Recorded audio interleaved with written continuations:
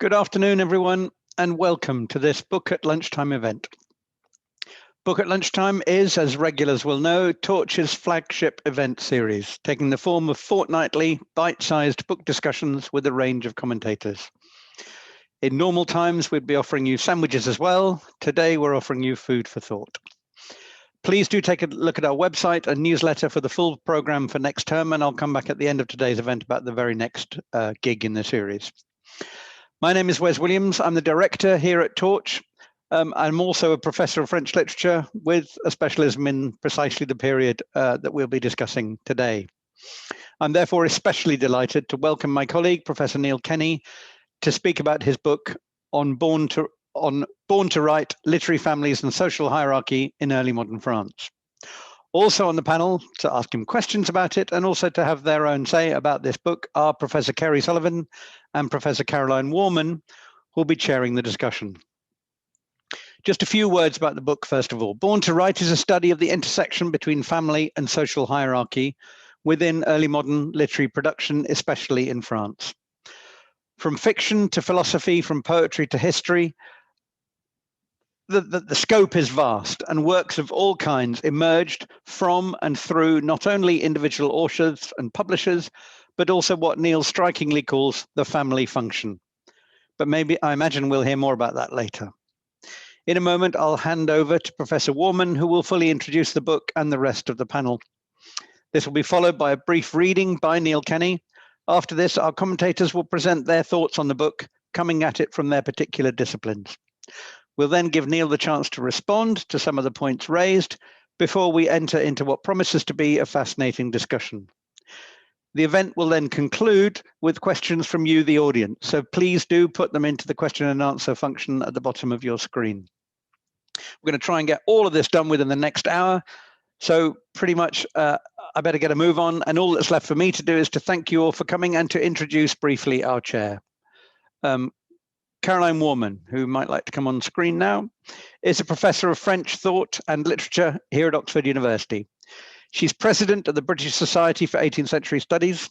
She specializes in the circulation of ideas and materialist thought, and amongst her many publications has recently completed a book on Diderot called The Atheist's Bible, Diderot and the Éléments de Physiologie. I'll hand over to you now, Caroline, and disappear from your screens for a while. Thank you very much, Wes, and it's absolutely exciting to be here to talk about this book. Let me first of all introduce Neil Kenny and then Kerry Sullivan before we move over to hear directly from Neil some of the real stuff, the pages that he's actually written, and then I and Kerry will give our responses. So Professor Neil Kenny is a professor of French at Oxford University, a senior research fellow at All Souls College, and a lead fellow for languages at the British Academy. Thank you, Neil. He specialises in early modern French literature and thought, especially from the early 16th to the mid 17th century. His current focus is on the relation of literature and learning to social hierarchy, and previous projects have investigated different kinds of knowledge and belief. So Professor Kerry Sullivan is Professor of Literature at Cardiff University and the author of 5 books on the literary features that structure early modern texts about religion, trade, bureaucracy, and rhetoric.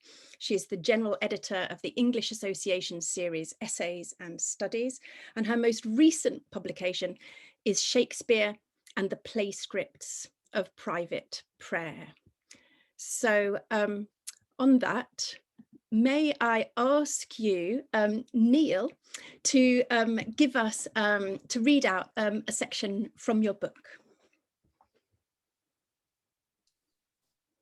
Certainly, thanks very much, Caroline and Wes, and also Kerry for kindly participating in this event.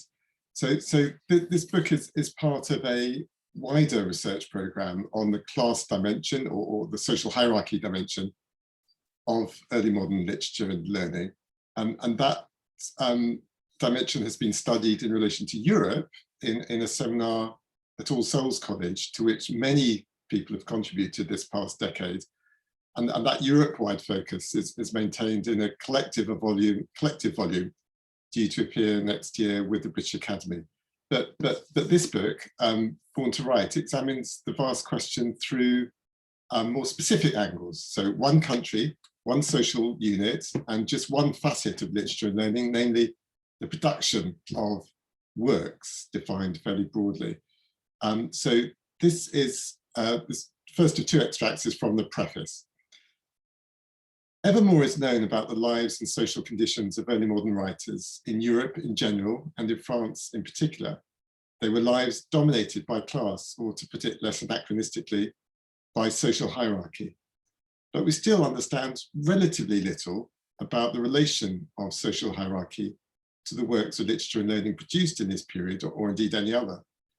The present study is intended to contribute to our understanding of that relation by focusing on one dimension of it, the role played by families.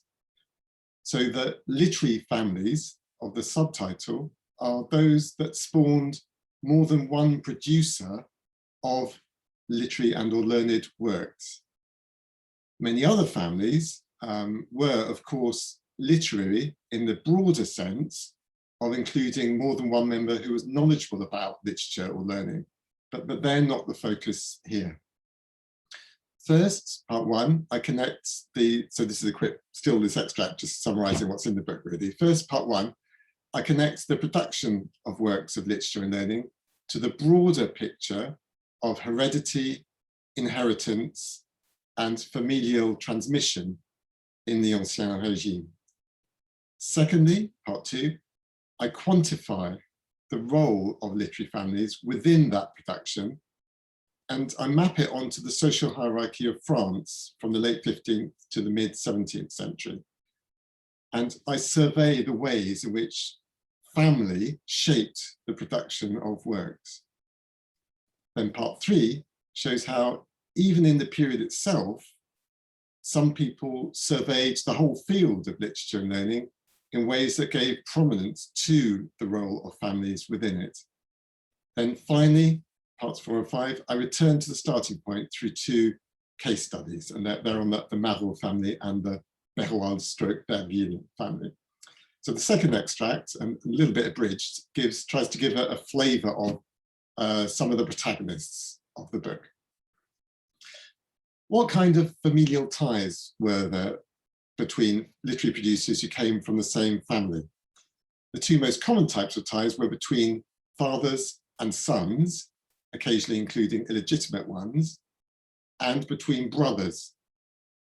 In a few cases, they were between a sister and a brother, between mothers and daughters, not just the Desroches, but also Marguerite de Navarre, her daughter Jeanne d'Albret, and the latter's daughter Catherine de Bourbon, plus the case of Gabrielle de Poignard and her daughters, or between fathers and daughters, so Hilaire and Suzanne Caillier, or Jean and Madeleine Dorat, Charles and Nicole Etienne.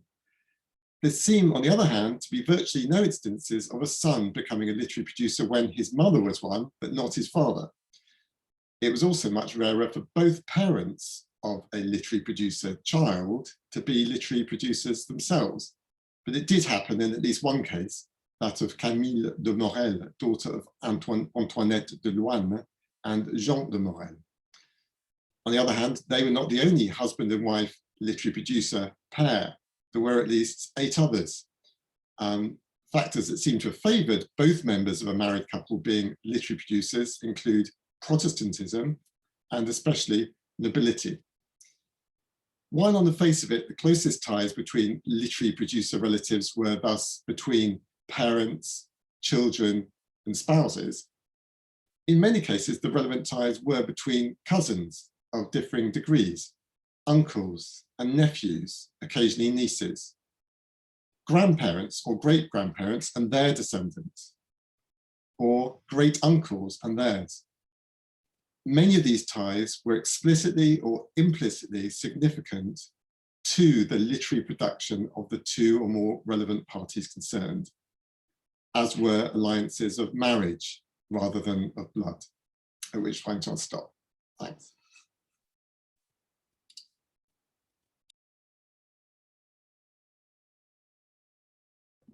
Thank you very much, Neil. So let me, I can be heard, can't I? I hope that I can be heard. Thank you very much. And so what I'm about to read follows on, I think, and sort of confirms what it is that you've just heard, what this book shows via exceptionally careful research in archives and bibliographies, via rigorously weighed definitions, number crunching, and sociological and statistical analysis, is that from the late 15th to the mid 17th century, at least 1 in 5 literary producers, probably more, was from a family of literary producers. Analysing the phenomenon anthropologically, Neil draws out the family's practice of hunting in packs. Looking at the content of what these families produce, he shows that much of this family literature comes from the question of heraldry and the question of nobility in general. Neil concludes that the producers of family literature constituted a crucial, if overlooked, building block in the emergent edifice of national literary history, overlooked in favour of our modern focus on the author function and what Neil will call variously free-floating atoms or atomised individuals. That this is the case, that Neil has incontrovertibly established it, is not in doubt, and the exactitude of the scholarship we encounter on reading his book is one of its many pleasures. There are quite a few passages I'd have liked to read out along with their underpinning footnotes to show you this exemplary erudition in the raw, as it were, but time forces me forwards.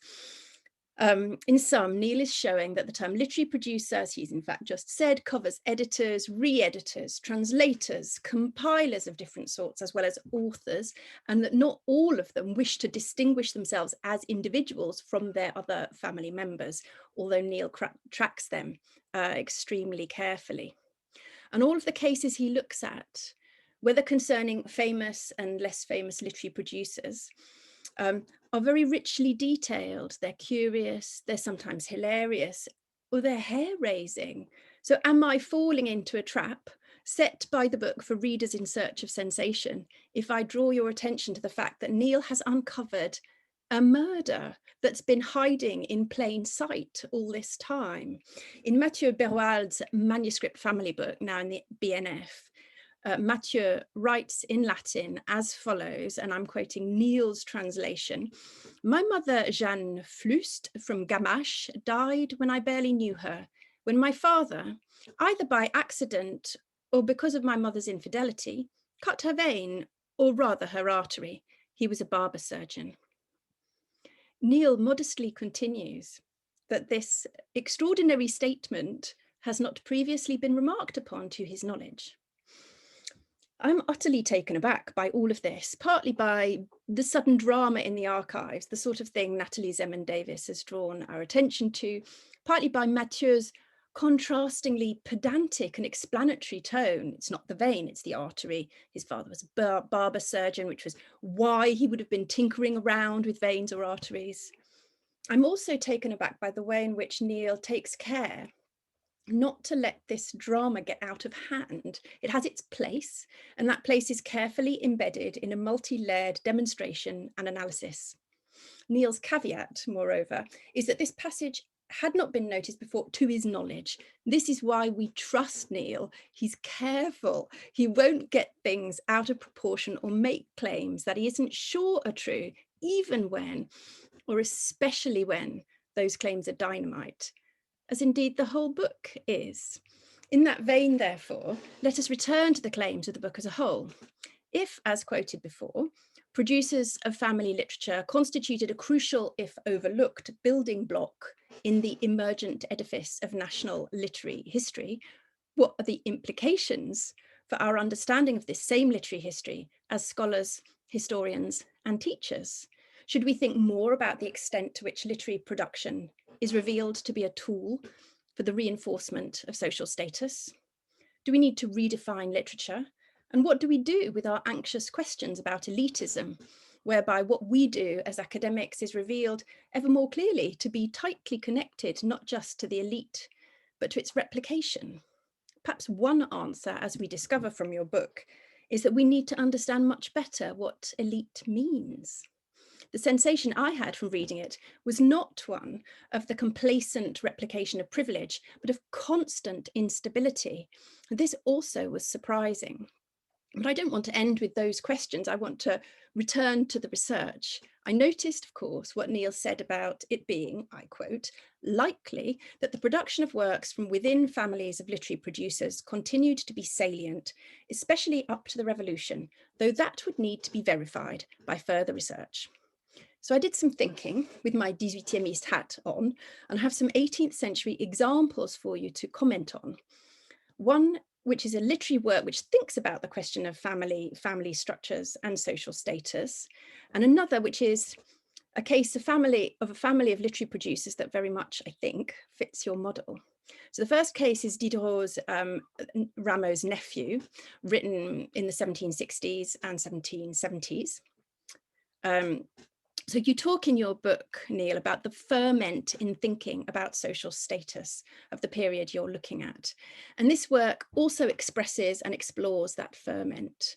With the Neveu de Rameau, of course, you've got the issue in the title, the nephew, the grandson, the descendant more generally, and neatly the two towering achievers discussed in relation to their families in this work, the composer Rameau and the playwright Racine, both have tree names, branch and root, which helpfully underscore the family tree aspect of the discussion. And specifically what Diderot is exploring in relation to them is how inadequate Rameau and Racine were in terms of supporting their families. This perhaps moves away from what Neil is looking at towards something more connected to virtue. But in the case of Rameau, the nephew himself is an artistic producer, if not a literary one, and not in a prestigious genre. He produces mimes, and the instability of his social status and the concomitant necessity of toadying is a perpetual theme in the book. Perhaps one might add also that Diderot's daughter counts as a literary producer under Neil's definition, as she wrote a life of her father and was also literary controller and withholder of his archive. I was wondering if this is a new aspect of what Neil calls the family function. And when does this aspect, which continues to this day in literary estates, commence? With the Pascal family? So my second case is an awkward one, yet in many ways it fits perfectly. An uncle who writes a famous study that in many ways is genealogical and compilatory, grafting its already ancient warrior noble family onto an even more glorious literary past, plus a nephew who's certainly a very well-known writer. So I'm talking, of course, about the Abbé de Sade, who wrote a much reprinted and translated study of Petrarch and his ancestor Laure de Sade, supposedly Petrarch's Laura, and about his nephew, Donatien Alphonse François Marquis de Sade, the author of a number of famous works that you have probably heard of. The Abbé de Sade's Mémoire pour la vie de François Pétrarque came out in 1764, was instantly popular. There are 4 original French copies in Oxford alone, not counting the abridged and also very popular translation by Mrs. Dobson, which went into 7 editions by 1807. Certain preoccupations Neil identifies as recurrent across his corpus of family literature, that is, the focus on nobility and its warrior values, or on establishing status, are just as present in the work of the Abbé de Sade's nephew. One might say that the violence of warrior class values finds renewed expression in Sade's work. Neil talks of the social prestige of violence, and certainly this is what the Sadean heroes emanate and embody in the most literal way. One might say that having lost the prestige of his nobility, Sade through imprisonment, right, and then the revolution, Sade sought to replace that lost prestige by becoming a literary producer. Would he have become a writer without the example of his famous uncle, cherished friend of Voltaire and Émilie du Châtelet? Are the Sade family, in fact, the perfect example of Neil's thesis? One might even say current members of the Sade family are still demonstrating the unpredictable power of the family function. Thibaut de Sade, one of the brothers of the current head of the family, wrote a postgraduate thesis on his ancestor entitled La lecture politique de l'idéologie du Marquis de Sade, 1982, which probably has added to his status in one way or another, while the Assad family in general make energetic capital, both cultural and financial, out of the writings of their forebear. So in sum, I'd love to hear whether Neil thinks these 18th century cases are in a clear continuity with the earlier period he looks at, or not, or something else again. In any case, Neil, many thanks for this opportunity to engage with your work. And what I'll do now is ask Ceri to come on and tell and talk about what her thoughts. Thank you very much. Thanks, Caroline. I found 3 areas of Neil's analysis of particular interest. I come from English literary criticism. Firstly, the idea that the family is a cognitive gadget. Then the idea of the family as a collaborative narrative, which is never finished. And finally, a sort of contrast with the English situation where you get quite a lot of metaphorical families being claimed. So the first, the family as cognitive gadget. You're probably aware of the buzz there is at the moment about the extended mind, the idea that both the human mind and its environment cause cognitive processing, so should have parity of status. Cognition is not a brain-bound activity, but unevenly distributed across social, technological, and biological realms.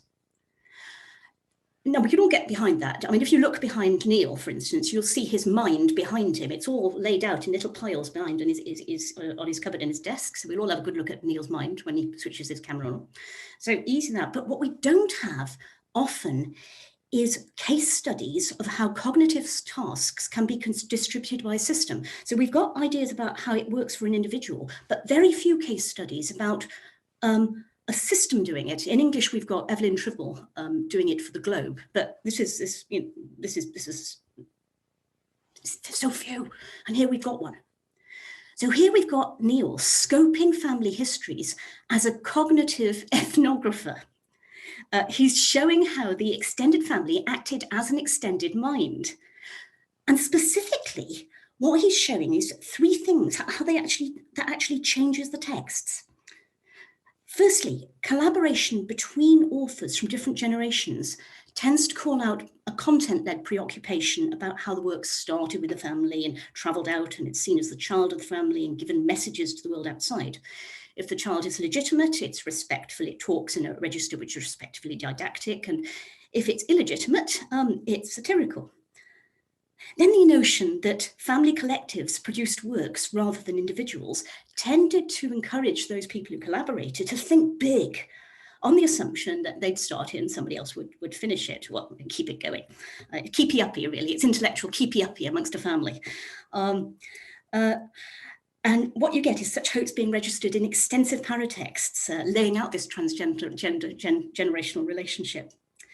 And then finally, collective collaborative creation tended to create a sort of bricolage very often. That's what Neil's showing, where stuff is exerted and rearranged and reassembled. It's like constantly fiddling. So I was really into this. I love extended mind. This is massive case study. It's really great. And then I started getting a bit itchy. So this is the second angle. This is the sense of the family as a narrative itself. Now, each family's myth, as we all know from our own families, has affordances. You can do certain sites of interpretation, say certain things, or you can't. Being one of the tellers of those histories allows writers to place themselves as narratives of the story and as characters in it. Now, obviously, that's a great idea. Great idea. And then he said, yeah, well, the problem is that means the work is never finished. There was always stuff to be done on the family texts, updating, editing, imitating, co-authoring, translating, prefacing, God. And there's always work to be done on using the texts outside the family, new dedications to other patrons, commenting on them in a new political situation, what have you. So the material, he says, is free for heirs to upcycle at will. Well, now I started getting twitchy now. This unending reworking of a text as reader becomes writer, becomes character. I mean, I know we're supposed to murmur wistfully with Yeats, how can we know the dancer from the dance? But I've always found it very easy to tell from my seat in the stalls. I pay, they move, and then we all go home. There's a move in English literature at the moment to rewrite the classics. the critical creative movement. I'm so contemptuous of this, I can't tell you, which spices up Pride and Prejudice with a few zombies. Okay, there are more sophisticated versions of it, but Neil's work shows how horribly free literary heirs felt to claim they were acting with the deepest respect towards their literary forebears, while reanimating the remains in order to dominate them. In other words, I think what he's showing us is the uncanny aspect of family piety, that class of the frightening, which leads back to what is known of old and long familiar. Now, my third point. This, I think, is a difference between the English and the French situations, or maybe it's just an area that's not what Neil's commenting on. So, English writers of the time regularly create metaphorical families for themselves from previous writers. Well, we've all done that. The orphan fantasy. You're not my parents, but English writers do it. So take, for instance, the loose group of poets, playwrights, and literati around Ben Jonson, who call themselves the tribe or sons of Ben. Now, some are intimate with him personally, meeting so regularly in the 1620s in the Apollo Room of the Devil and St Dunstan Tavern on Fleet Street, that they even get their society's sociable rules painted on the wall. So real regulars. Others, though, while not knowing Jonson personally, were so heavily influenced by his philosophy and style that they also call themselves Sons of Ben. And the group includes playwrights like Richard Brome and William Davenant, and poets like Thomas Carey and Robert Herrick. Jonson celebrates his gatherings in an epistle answering to one that asked to be sealed of the tribe of Ben, where he says his friends must be trustworthy, loyal, and convivial. And in return, his literary sons wrote poems celebrating this paternity, such as Thomas Randall's poem, Gratulatory to Master Ben Jonson for his adopting of him to be his son, and Lucius Carey's 2 poetic epistles to his noble father. Such fantasy families are conspicuously cross-class. So I'd like to hear, do they exist in the early modern French literary scene? And how might members of a bloodline literary family respond to the English sense that the family can also be an imaginative creation that crosses rather than enforces social boundaries? Go for it, Neil.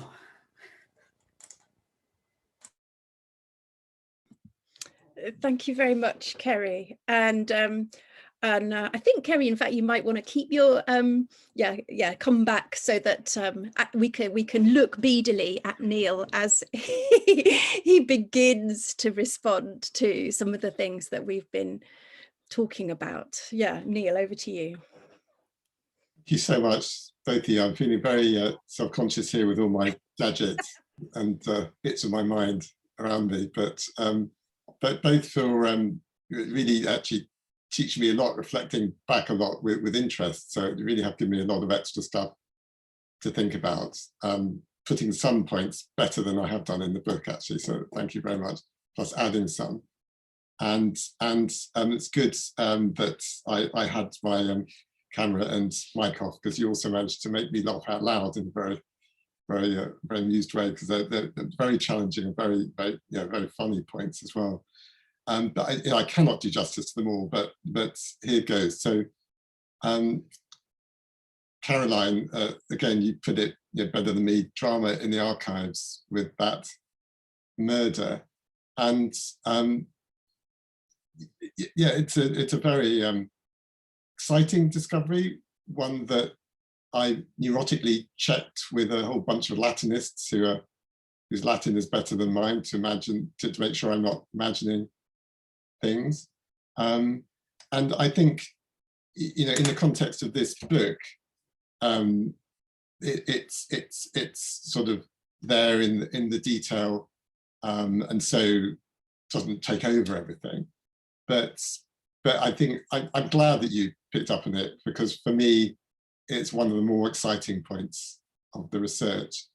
And actually, through connections with a research group that's interested in literature and trauma, I did have the opportunity to, I haven't published that, but to present it in a more sort of letting rip format, really, to explore what is, I think in that case, a a very, very indirectly felt and expressed trauma that runs on for a couple of generations, from whether from the murder or from the uncertainty as to whether it was a murder or a mixture of those two. So thank you for that.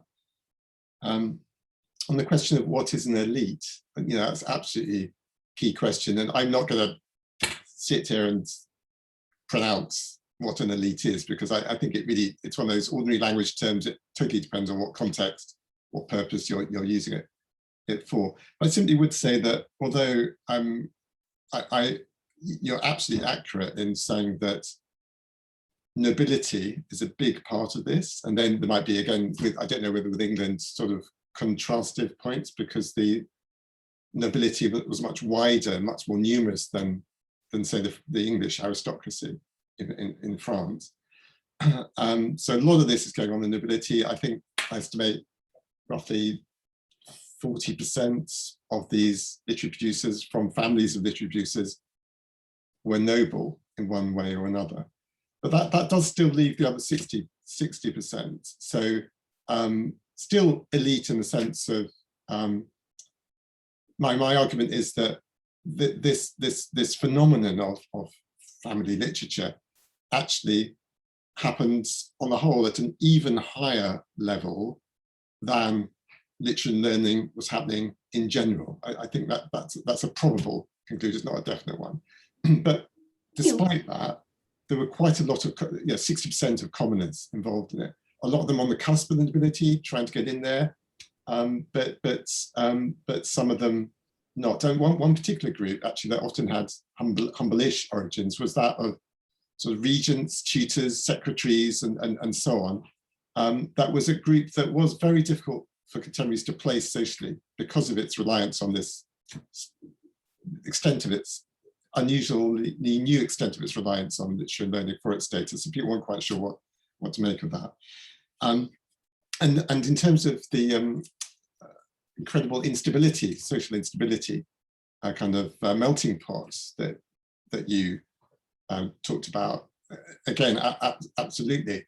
I suppose I'd qualify that by saying that, as any historians constantly remind us, nonetheless, this was an extremely hierarchical society in which the vast majority of people could not move from the status into which they'd been born, however you define that, whether as the father's status or whatever it was. But the vast majority of people, that was not possible. So I think you perhaps get a lot of this ferment is particularly on the cusp of certain crossover points, in particular, actually, on the cusp of crossing over into the nobility, that group of office holders, often just below, but buying offices and so on, and sometimes becoming noble. So there was a lot of movement around there. But even that movement slowed down, I think, as you got further into the 17th century, and the sort of barriers came up quite a bit.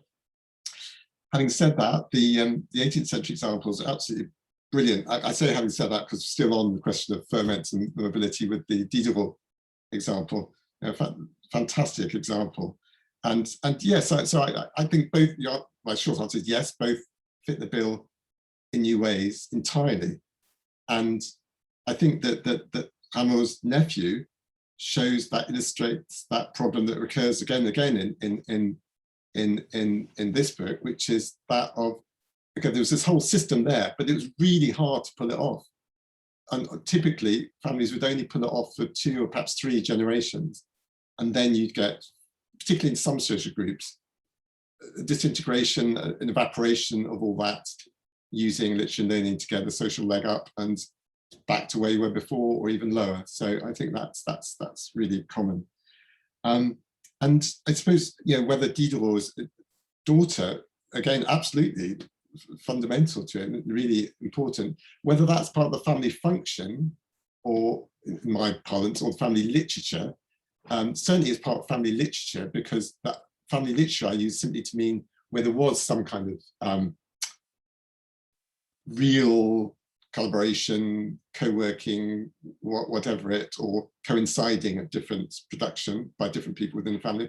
With family function, I'm suggesting using that when to pinpoint the attributing of of that agency to a family or to family members.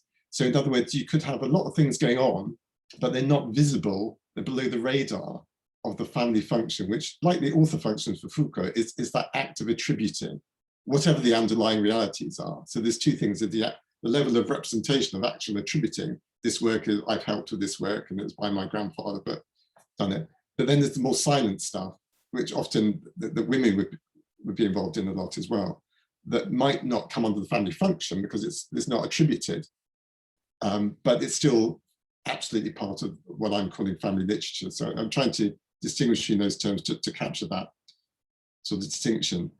And yeah, the Assad example, I didn't know, that's incredible.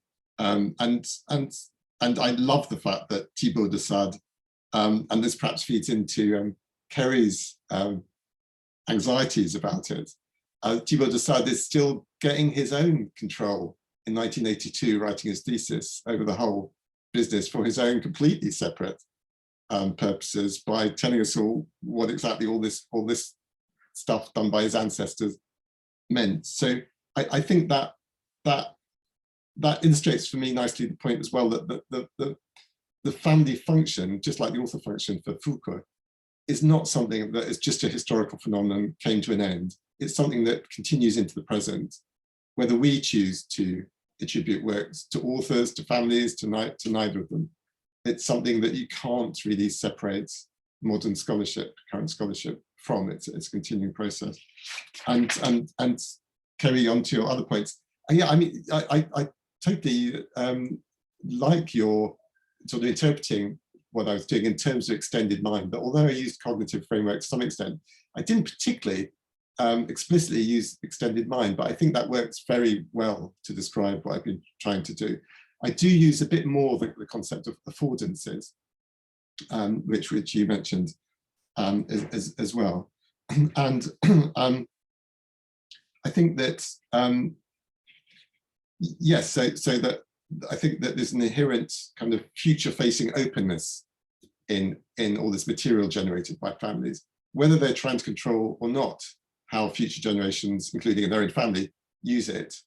It's de facto, it's open and does get skewed and used for subsequent generations' purposes constantly. I suppose to try and I love your characterization of that kind of sinister control that might take earlier material produced from the family way away from its original intended purpose. For example, Protestant stuff used by Catholic descendant or vice versa, and so on, as an uncanny, as horribly free as an uncanny aspect of family piety, and the class of the frightening.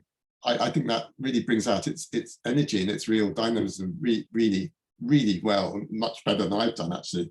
But I suppose I'd say that someone can always come along and try to get them by falsifying some of the claims, for example. So there's always that vulnerability in the later uses that a claim to nobility can be falsified, if you like. So it doesn't diffuse entirely these free, often very self-regarding subsequent recycling of family material, but they can have their own points of vulnerability and so on. And in terms of your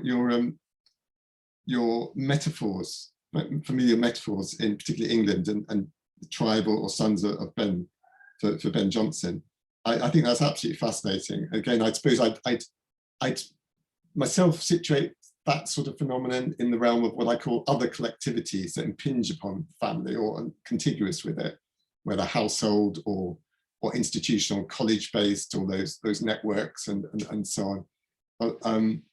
Though I suppose what's different about this is the sons of Ben, the strong metaphorical connection. So there's a much stronger thing, which I suppose you do get a little bit with phrases like la familia for a household as well. You do get that metaphorical extension that might include household secretaries and so on in other directions as well.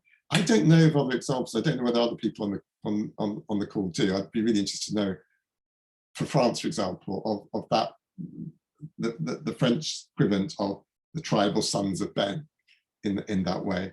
I suppose the closest kind of example might be in the book, something like one of my two biggest case studies, Mathieu Berwald, who was the son of the probable murderer, and having given up on the probable murderer, he gets adopted within a college institutional homosocial framework setting by this very leading scholar, Vatable.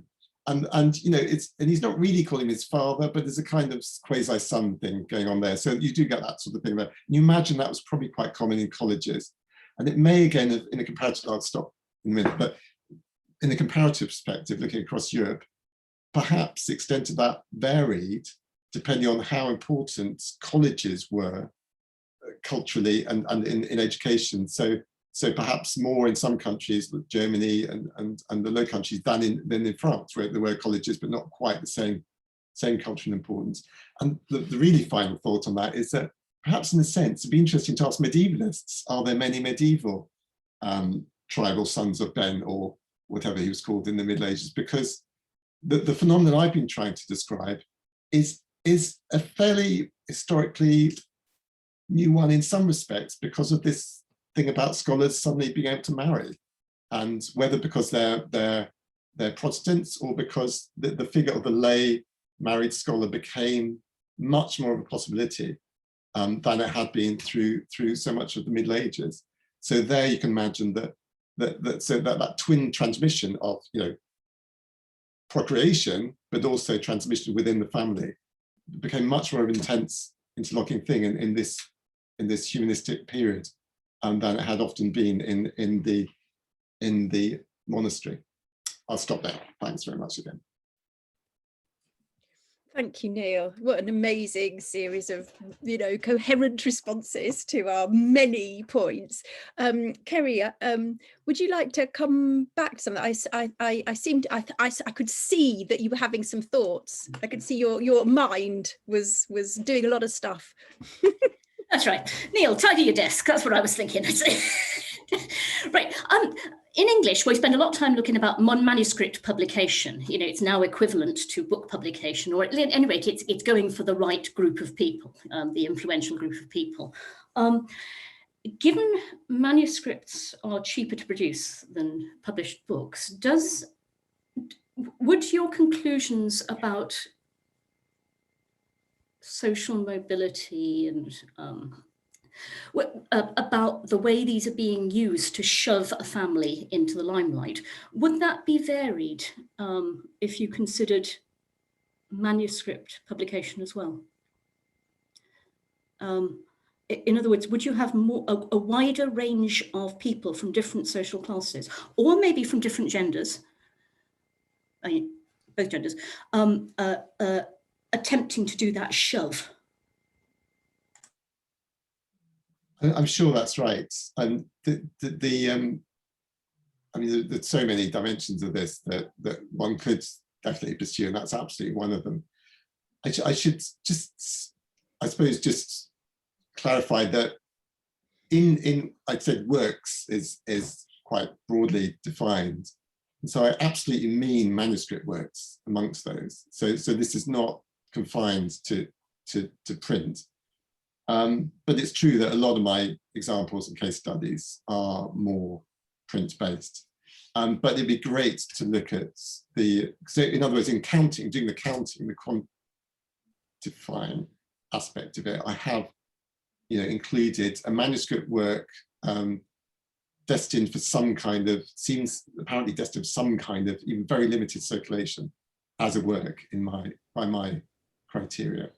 And one example of an axis along which one could look at this, actually at the top end, at the really elite end, would be Caroline mentioned genealogies.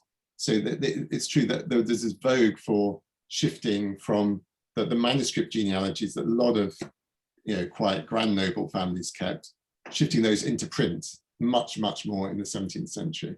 So that doesn't exactly answer your question, but I think that shows there's a lot of work to do about the changing access relations between print and manuscript on this point. That doesn't really answer your question, because I don't know the answer to it actually, about the extent to which really looking in detail at examples of manuscript works might take you into a wider social range. I'm sure it would for women. I'm absolutely sure it would for women. Yeah, yeah.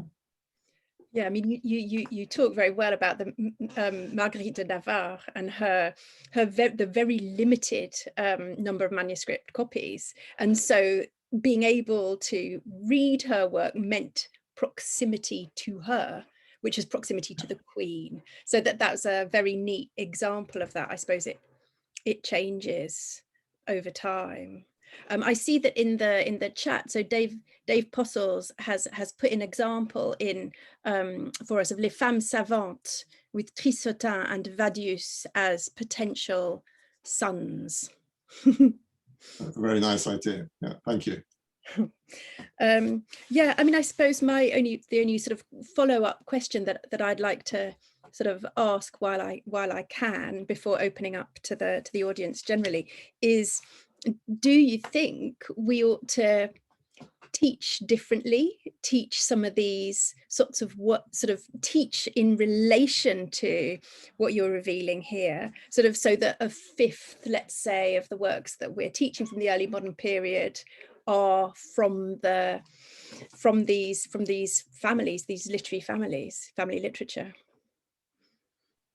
Or not? That would be great. I think that I think a couple of sort of examples from sort of pedagogical implications. One is that the I'm not sure I've got one on my untidy desk, but you know, French style textbooks on century by century introduction to literature or dictionaries of literature separates a lot of these characters. So I mean, this is one that has already in teaching gone a long way beyond the, you know, very, very rigidly century-based focus. But I think the century-based focus that did dominate a lot of teaching, and still does to some extent, I suppose, in France, for example, is not very friendly to bringing out these often quite longue durée family, but still very significant family connections. So you even get, you know, the same really important writers, so like two of the, you know, bods in this book, Vauquelin de la Fresnaye and his son Nicolas Vauquelin des Yvetot. It's not at all obvious from work on them, from looking at them in dictionary entries, that they are father and son with this incredibly antagonistic relationship. So I think moving away from a century-based focus can help. And also, you know, really as part of the much wider attention to paratexts that book history has taught us to have, I think it's more the other way around, that I think that has almost helped me in my research be attentive to those. So yeah, if conversely that can then help encourage us all when we're teaching and learning to, you know, take the paratexts really, really seriously, rather than something to get out of the way before you get to the meat, then that would be great. Yeah. Thank you. Well, I think we probably should allow everybody else in now. So I'm going to hand over to Wes to help the audience ask their questions. Thank you.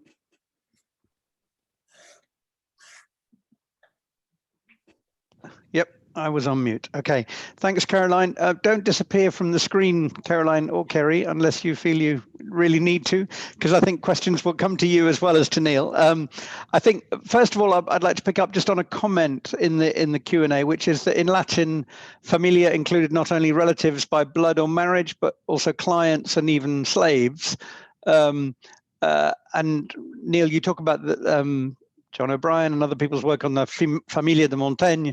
And I wondered if that was a way of or approaching Kerry's question about fantasy families. In other words, is there a way in which one can think of the family, yes, in relation to blood, but also in relation to service and patronage and a kind of larger network of people?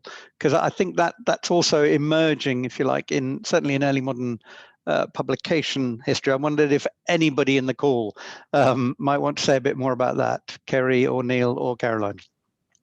Ceri, since you brought it up, perhaps you could say a thing or two more about that. Whether there's somebody called Robertson. I think it's Richard Robertson in the 1580s, who claims that various people have inspired our fathers of his work, and his work is absolutely awful. He's a popular writer and he writes masses.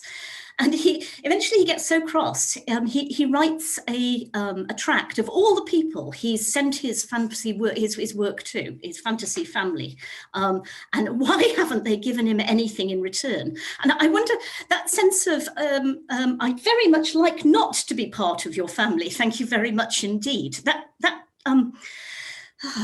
claims to family and repudiating bastard sons. Mm-hmm. Thank you, Kerry. Neil, do you want to pick up on that? I think it's a really interesting line to pursue, and the I suppose just to start with pushing back against it a little bit, that in this period people were so obsessed with blood and sort of that kind of physiological heredity as part of all this, that I think that keeps something quite fairly specific in their kind of minds about blood relations. But that's certainly not the whole story, as you're saying. And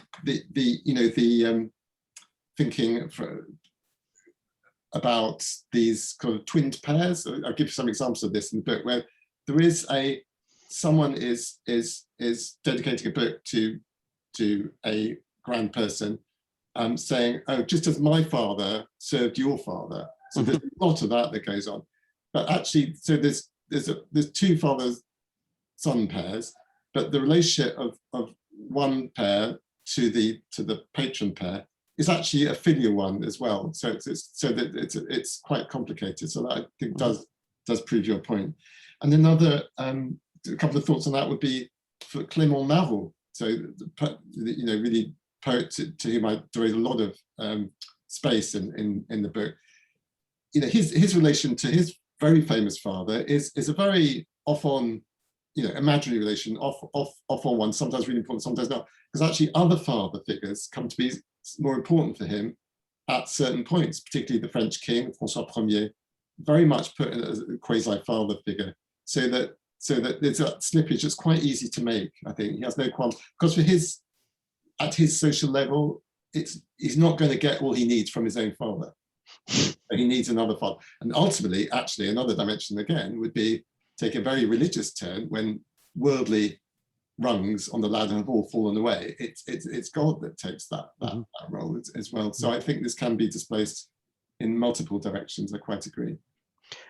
I'm going to take the notion that none of us get all we need from our biological fathers away with me from this conversation. But within the chat again, there's a good load of stuff going on about the extension of family into patronage and into other fields. So Jonathan's got a question about patronage and how you might end up, Jonathan Patterson, how you might end up, in a sense, producing something for the family to which you're attached, and even the extension of that to the famille française, which again is a really interesting example. Gemma Tidman has suggested that a sort of analogy might be Voltaire and the patriarch de Ferney, akin to the Johnson question. Although, as Gemma points out, there it's also about a contrast with the rival Rousseau. And I mean, that may be true of Johnson as well. There's a kind of rivalry in the whole family of Ben scene. And that's, yeah, so how you might signal a father not only for your own sake, but also as a rival to another one within a kind of competitive literary field. I suppose one other question to come back to the question of gender that again Kerry raised. Jess Allen's asked right at the beginning. Do these literary practices produce conventions? Who uses the conventions and is maybe used by them? And in a way, it might depend on what Jess means here by convention, but certainly one of the things you show in your book is that satire, for example, is one sort of generic convention that emerges from this kind of analysis. Let's imagine that might be what Jess means by convention. In other words, some sense of genre or working within a particular way. And again, do you have a notion of why that's useful to think about that, Neil? I think that the example of satire that Kerry also mentioned really nicely in a way I find very helpful in relation to illegitimacy is a really important one. So as part of the sort of exceptions, very interesting exceptions that prove the rule of when things are going wrong and sort of turning against these family frameworks.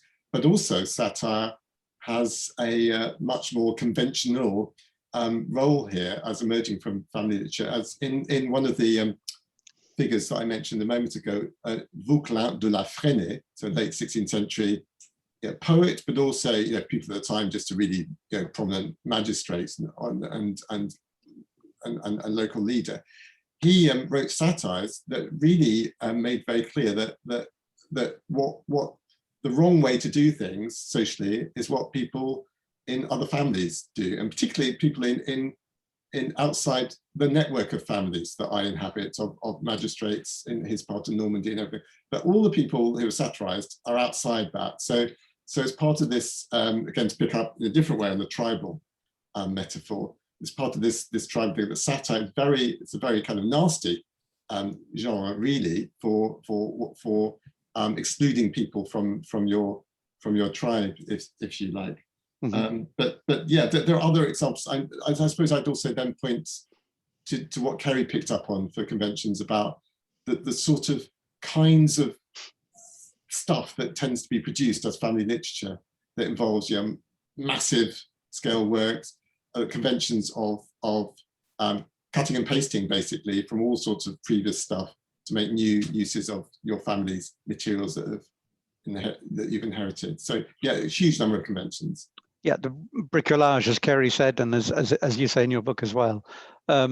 Jess has sent in a little a kind of clarification. Yes, generic conventions, also modes of address, salon practices, greetings in letters, paratexts of various kinds, and so on. So yeah.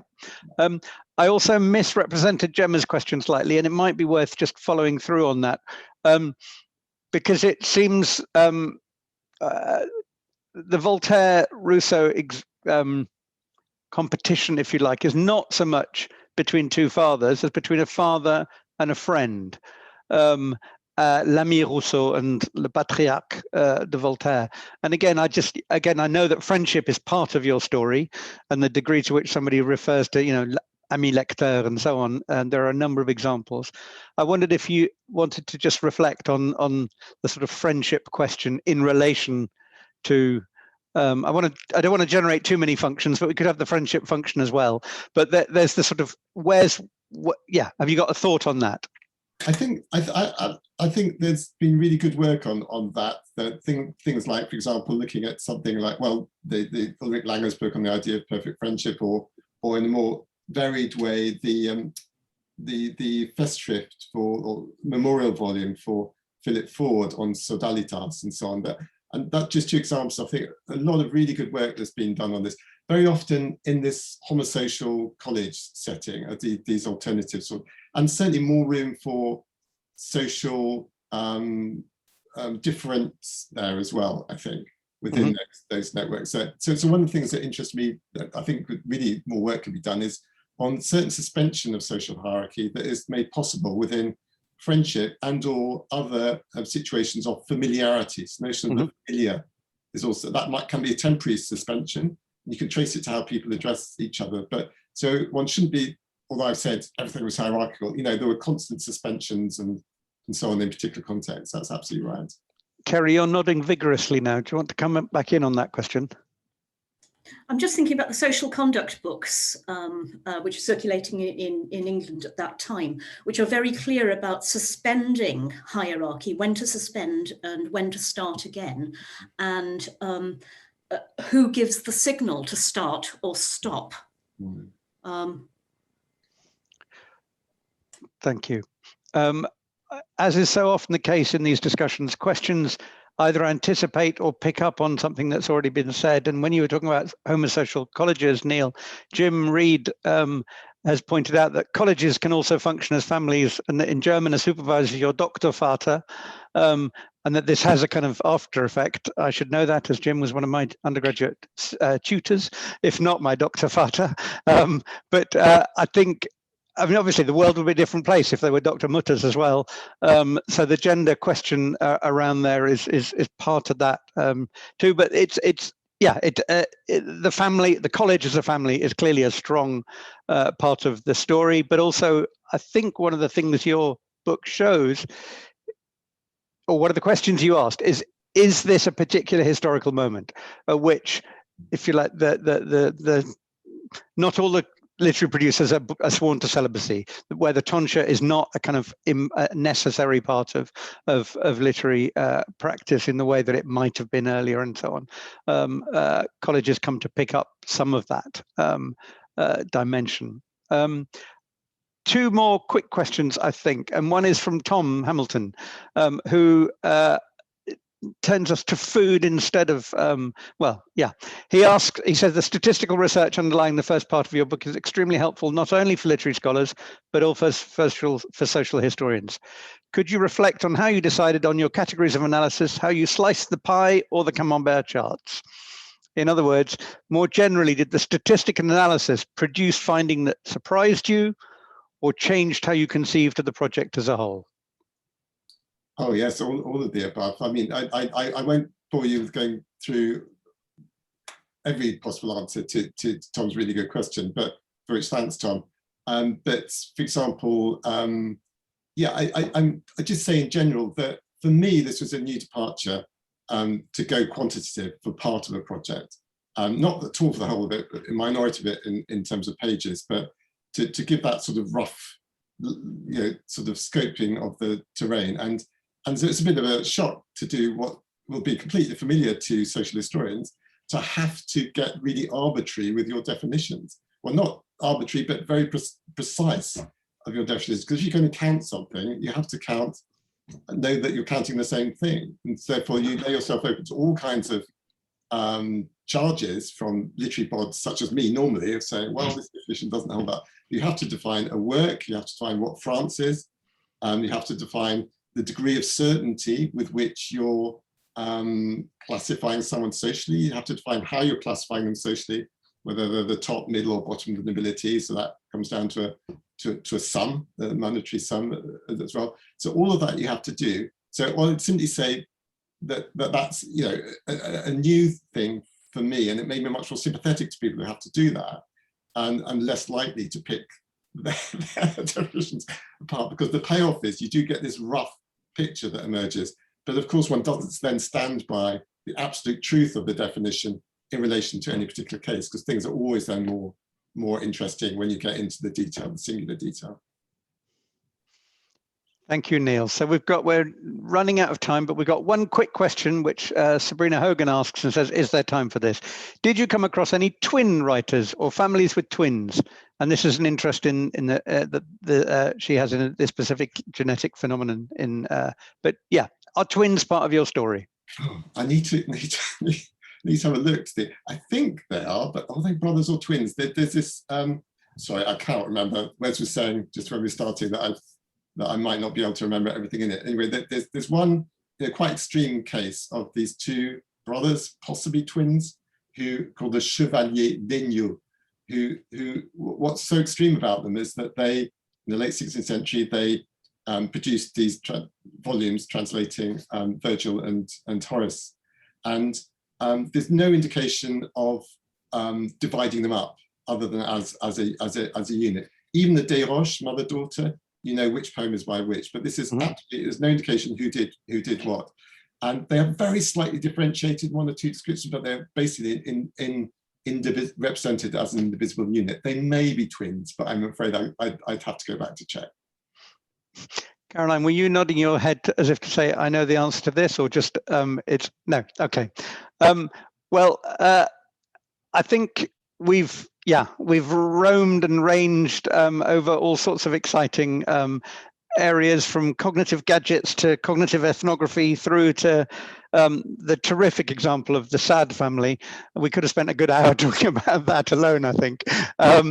But so many thanks, both to Ceri and to Caroline for their rich and imaginative and critical, and as Neil says, sometimes laugh out loud, but also really profound responses to Neil's book. And of course, many thanks to Neil for writing it in the first place. I think, to take up the pedagogy question that Caroline asked, I really do think this is, we'll think differently about authorship and about how to teach things as a result of this work.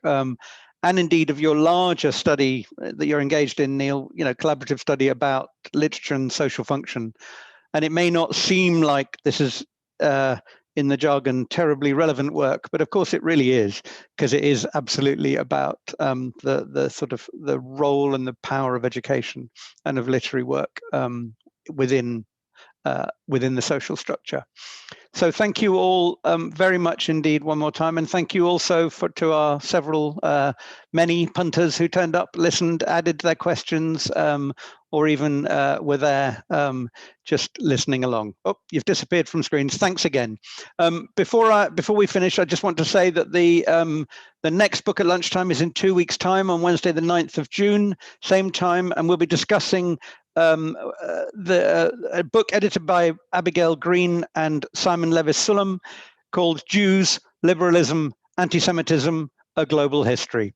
Do come back in a couple of weeks' time if you can. Many thanks again for being here, and goodbye.